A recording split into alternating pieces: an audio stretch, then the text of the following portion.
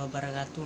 Perkenalkan, nama saya Irfan Aryadi, NIM 20301190028. Pertanyaan pertama dari UTS saya yaitu, jelaskan pengertian pengawasan dan mengapa pengawasan penting dilakukan dalam lembaga pendidikan.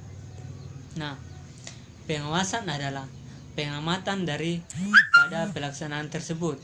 Jadi, pelaksanaan seluruh kegiatan organisasi untuk menjamin agar supaya semua pekerjaan yang sedang dilaksanakan berjalan sesuai dengan rencana yang telah ditentukan sebelumnya. Nah, mengapa pengawasan penting dilakukan dalam lembaga pendidikan? Dalam dunia pendidikan. Nah, ada dua kategori. Yang pertama, pengawasan yang dilakukan setiap unit manajemen sebagai langkah prosedur suatu manajemen program. Pengawasan jenis ini dilaksanakan sebagai upaya pengendalian yang dilakukan manajer agar ia dapat memonitor efektivitas perencanaan, pengorganisasian, kepemimpinan, dan dapat mengambil tindakan korektif sesuai dengan kebutuhan. Yang kedua yaitu pengawasan yang dilakukan oleh pengawas sekolah sebagai pengawas fungsional dengan menerapkan konsep supervisi, yaitu untuk melaksanakan pembinaan terhadap personil sekolah agar mereka dapat melaksanakan tugasnya secara profesional dan dapat mengembangkan diri secara optimal. Pengawasan ini dilakukan oleh pengawas sekolah sebagai tenaga fungsional yang berfungsi melakukan bantuan profesional. Lanjut, pertanyaan kedua, kemukakan unsur-unsur manajemen yang Anda ketahui dan berikan contohnya sesuai yang terjadi di dalam sekolah maupun di perguruan tinggi. Yang pertama yaitu men atau manusia. Men atau manusia ini adalah unsur terpenting yang perlu dikelola dalam manajemen pendidikan.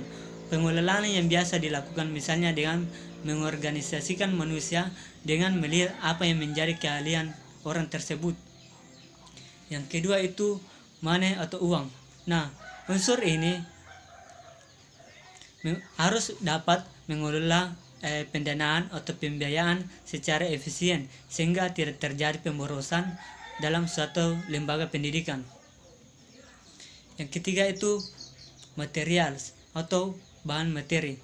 Material atau bahan materi merupakan aspek yang tidak kalah penting dalam manajemen pendidikan.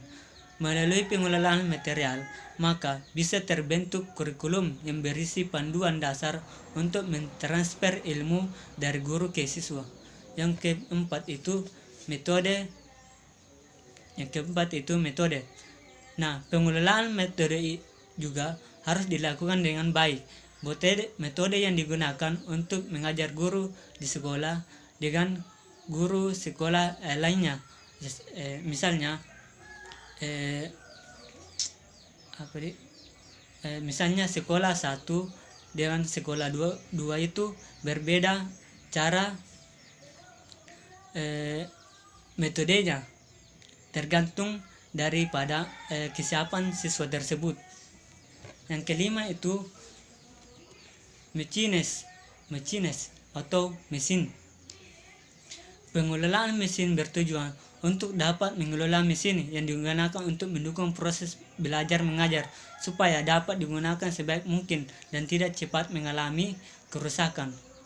Untuk orang yang mengelola mesin biasanya harus orang yang benar-benar tahu cara merawat mesin tersebut, tahu cara merawat mesin dengan baik. Yang ke-6 itu market atau pasar. Nah, market atau pasar salah satu kunci yang menentukan sekolah atau lembaga pendidikan tersebut menjadi lembaga pendidikan yang besar atau kecil. Nah, pasar yang dimaksud adalah masyarakat secara luas. Nah, sasarannya yang dituju adalah masyarakat yang berniat menyekolahkan putra atau putri mereka di sekolah. Yang ketujuh itu adalah minutes atau waktu. Nah, waktu perlu dikelola dengan baik atau diatur dengan baik karena waktu belajar peserta didik di sekolah sangat terbatas. Nah, sehingga perlu pengelolaan yang baik supaya waktu belajar mengajar menjadi lebih efisien. Pertanyaan ketiga, apakah pengawasan dan evaluasi itu berbeda? Kemukakan pendapat Anda secara ilmiah. Nah, tentunya pengawasan dan evaluasi ini sangat berbeda. Pengawasan adalah proses dengan administrasi melihat apakah yang terjadi itu sesuai dengan apa yang seharusnya terjadi. Jika tidak, maka penyelesaian perlu dibuatnya. Jadi pengawasan ialah fungsi administrasi dalam setiap administrator, memastikan bahwa apa yang dikerjakan sesuai apa yang dikehendaki, yang meliputi pemeriksaan apakah semua berjalan sesuai dengan rencana yang dibuat atau instruksi-instruksi yang dikeluarkan dan prinsip-prinsip yang telah ditetapkan. Maksudnya, ini dimaksudkan untuk mengetahui beberapa kelemahan-kelemahan dan beberapa kesalahan-kesalahan, kemudian dibetulkan dan mencegah agar tidak terulang kembali. Sedangkan evaluasi adalah kegiatan untuk mengumpulkan informasi tentang bekerjanya sesuatu yang selanjutnya informasi tersebut digunakan untuk menentukan alternatif yang tepat dan mengambil keputusan.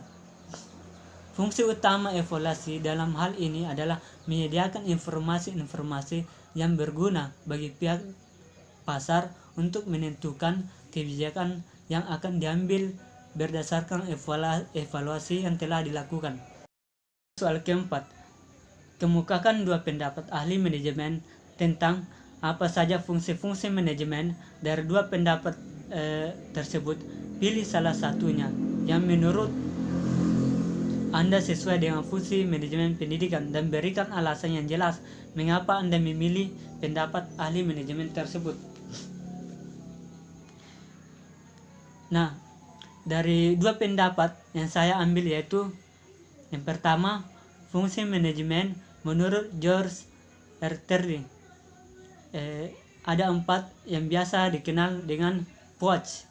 Yang pertama itu adalah planning atau perencanaan. Yang kedua itu adalah organizing atau pengorganisasian.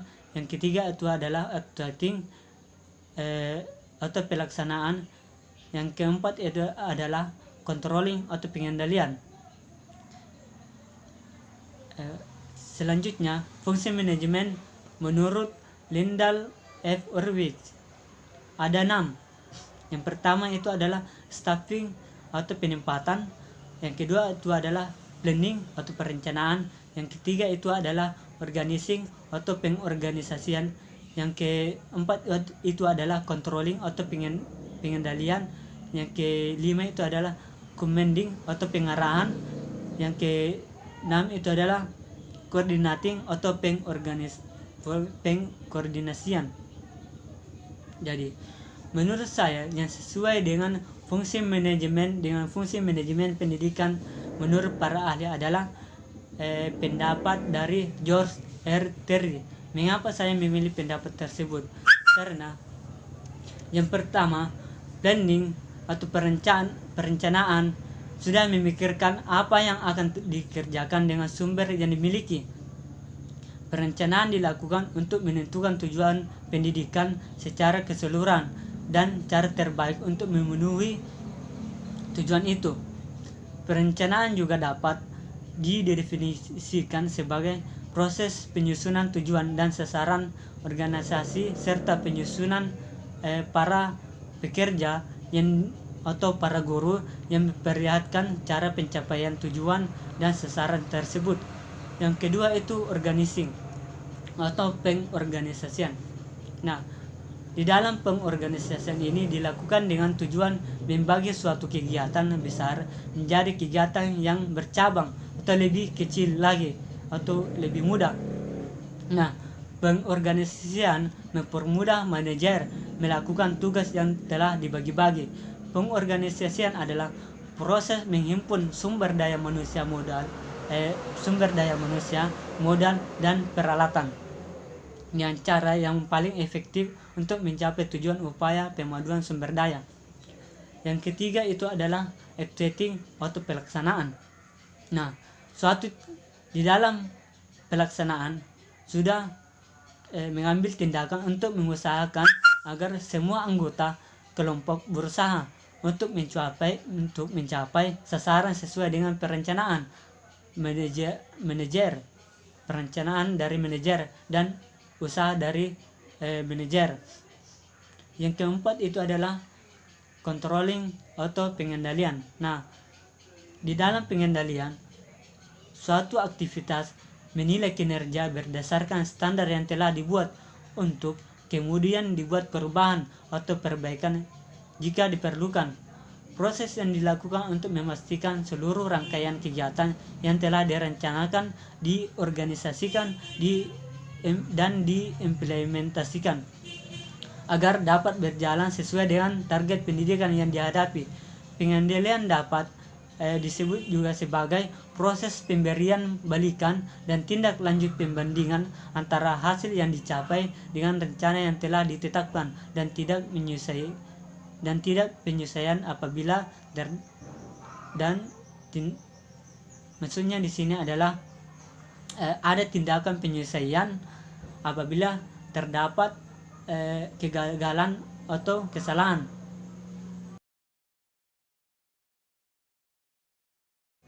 Soal selanjutnya yaitu soal kelima atau soal terakhir tentang kasus. Menganalisis kemudian memberikan solusi yang dapat dilakukan jika saya nantinya menjadi kepala sekolah.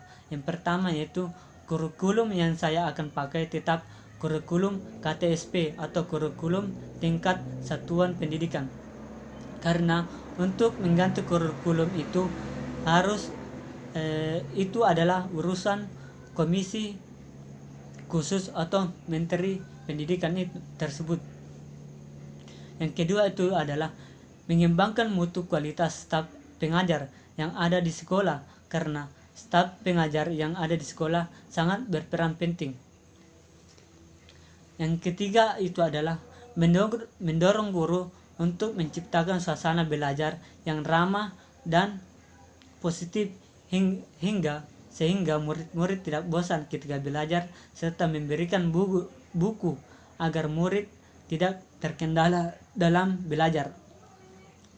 Yang keempat itu adalah menyiapkan media pembelajaran untuk guru seperti LCD, komputer, serta alat-alat yang dibutuhkan di dalam lab.